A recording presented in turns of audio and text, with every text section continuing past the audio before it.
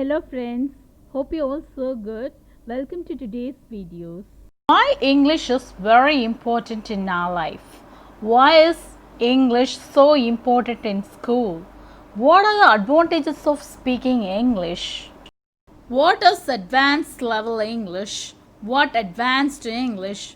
How can I practice advanced English? What's the best advanced English grammar book? By learning more and more advanced skills, your writing can provide you with amazing English language experiences. Even though in today's digital age, you are most often replacing your mighty pen with a keyboard. The need to know advanced English writing is as important as ever. Knowing English increases your chances of getting a good job in a multinational company within your home country or for finding work abroad.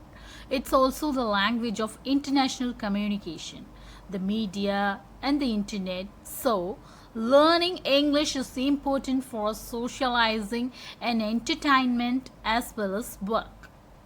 Hello, friends, welcome to Ginger English. First sentence. The average great blue heron has a wingspan measuring between 5.5 and 6.5 feet. Wingspan, nothing but the distance between the end of one wing and the end of the other when the wings are fully stretched. You can use this word to talk about both birds and planes. Here in this sentence, the advanced word is wingspan. This word we can use when we talking about the birds on the planes. This is nothing but the distance between the end of one wing and the end of the other when the wings are fully stretched. The next step of English, you're learning the second sentence. As I approach, a banded snake launched into a creek and slinked away. Here, the advanced word is banded, creek, slink. Banded means marked with stripes of different colors.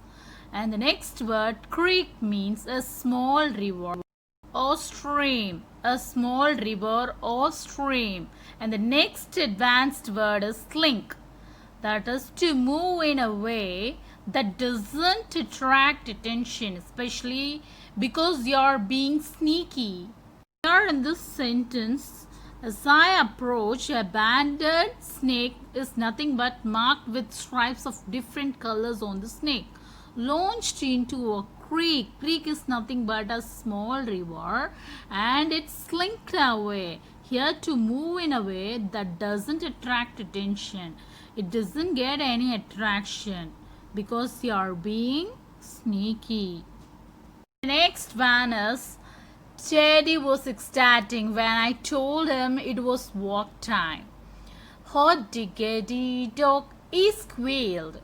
Ecstatic means very happy, very excited and enthusiastic. Hot diggity dog, that means an expression of happiness plus excitement. And squealing out is nothing but to speak in a high voice, especially when you are excited or nervous.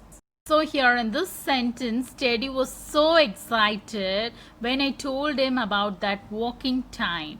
He squealed out. He told in a high voice when he was excited, saying, "Hot diggity dog."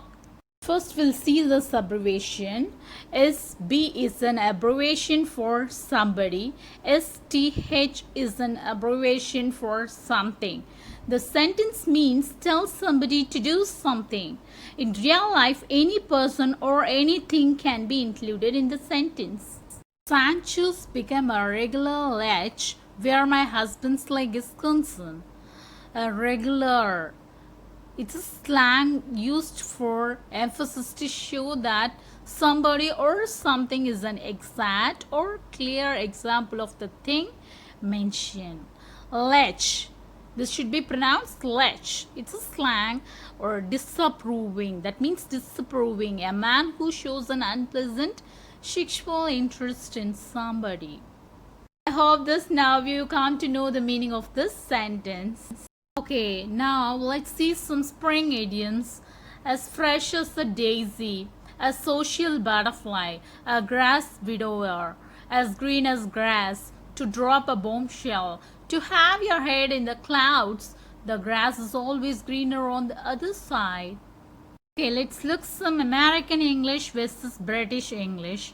Can in American English, tin in British English, tap, faucet, line, queue, fall, autumn, banks, fringe. Fringe is nothing but an ornamental border of threads left loose or formed into tassels. A twist used to edge clothing or material.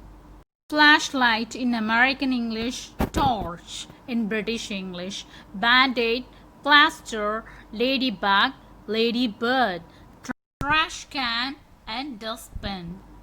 Should be pronounced dustbin. Weather is so hot outside, no? Okay, let's learn some hot words. Warm, boiling, baking, searing, blistering, scorching, very warm, blazing hot.